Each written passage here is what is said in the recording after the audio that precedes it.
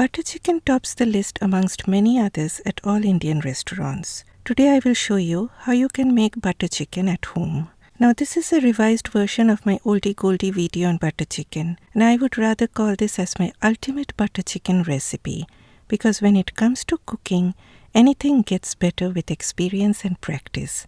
Namaskar and welcome to Curries with Bumbi. I've used boneless skinless chicken thighs, but you can also use chicken with bones. Keep the pieces large like this for now. I always prefer using chicken thighs as they taste way better and juicier than chicken breast. As of any tandoori style dish, the chicken needs to be marinated twice. This is the first marination we are doing. I added a teaspoon of salt, a teaspoon of Kashmiri red chili powder, and a tablespoon of lemon juice. The salt will bring out some moisture from the chicken, and that will help the second marinade to get well coated over the chicken without making it too watery. Allow this to sit for about 45 minutes to an hour. After 45 minutes, coming to the second marination. In a bowl, I've taken 2 tablespoons of oil. In it, I added a teaspoon of Kashmiri chili powder, half a teaspoon of turmeric powder, and a teaspoon of garam masala powder. Next comes half a cup of unflavored thick Greek whole milk yogurt. If you cannot get Greek yogurt, then use regular plain yogurt, but put it in a muslin cloth over a strainer with a bowl underneath and keep this arrangement in the fridge overnight, and you will be getting thick yogurt like this. I also added a teaspoon of kasoori methi, that is dried fenugreek leaves, a teaspoon of salt, a fourth of a teaspoon of black pepper, and a teaspoon each of ginger and garlic paste. Give a good mix and then add the chicken into this. Do not overturn the bowl of chicken into this because you do not want that water that has rendered out from the chicken from the first marination going into this. See all that liquid? That needs to be discarded. Mix well, and you need to marinate this for a minimum of 2 hours. Overnight will be way better. Next day it's time to bake the chicken. I use this arrangement of putting a cooling rack over a baking tray. And please do not make this mistake like I did by not lining the tray with a foil for easy cleanup later on. I brushed some oil over the rack so the chicken doesn't get stuck while baking. Brush some melted butter on top and bake them at 400 degrees Fahrenheit if using convection or 425 degrees preheated oven for 40 minutes. Halfway through, take it out, turn the chicken, brush some more butter, and again it goes into the oven. While the chicken is getting cooked, let's make the sauce.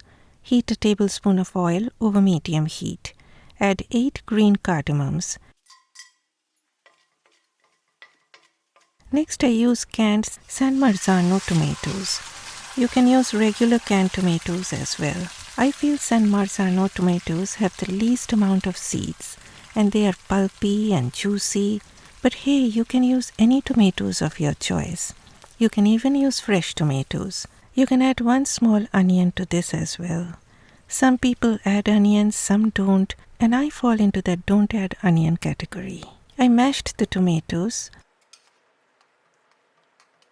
then 2 teaspoons each of finely grated ginger and garlic goes in, added salt, and now let this simmer away on medium to low heat till it thickens up. If you feel the bubbles are too much to handle and unruly, cover the pot with a lid, but keep it partially open so that the steam can escape. In the meantime, the chicken has come out of the oven. It is, I would say, 95% cooked with an internal temperature of 156 degrees Fahrenheit.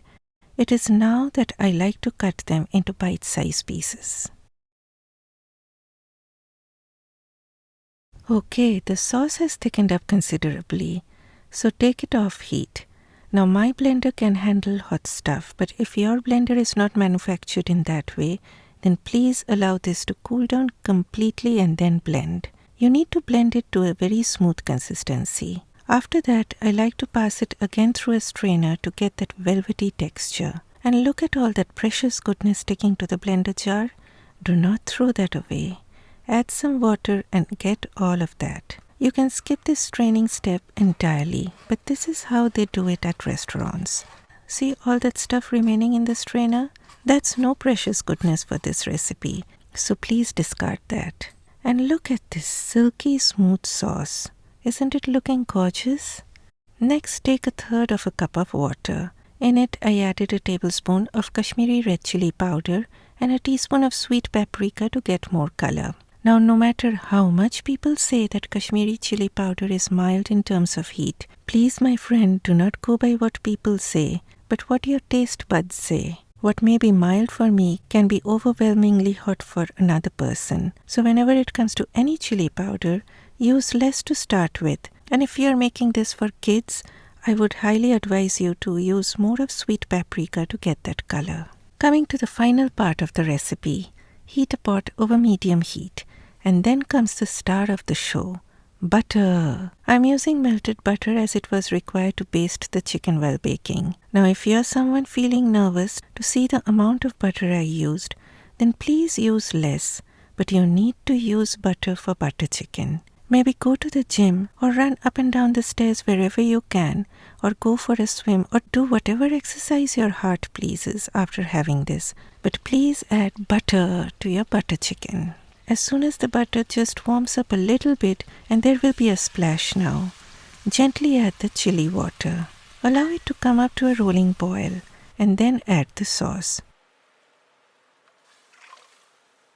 Simmer it uncovered on medium to low heat for about 10 to 15 minutes.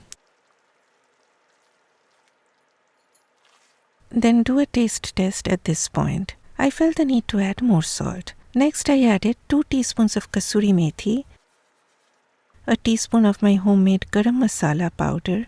If you are using store-bought garam masala powder, add 2 teaspoons, and half a teaspoon of ground mace, that is javitri. If you do not have ground mace, add ground nutmeg. Add the chicken along with 2 whole green chilies, which is optional. I added a splash of water to loosen up the sauce. Adjust the consistency of the sauce according to your liking. Sometimes people tell me after following my recipes that some of them become too watery. Now my friend, the consistency of the gravy should always be adjusted according to your preference. Add more water if you want a soupy consistency, or add less water if you want a more thicker consistency. Cover it on low heat for 5 minutes. After 5 minutes, it is time to add some kind of a sweetener to balance the sour taste from the tomatoes. I used honey. Next, I added 1/4 cup of heavy cream, and the rest of the cream I will save to drizzle over the top after plating. Add some chopped coriander leaves if you like.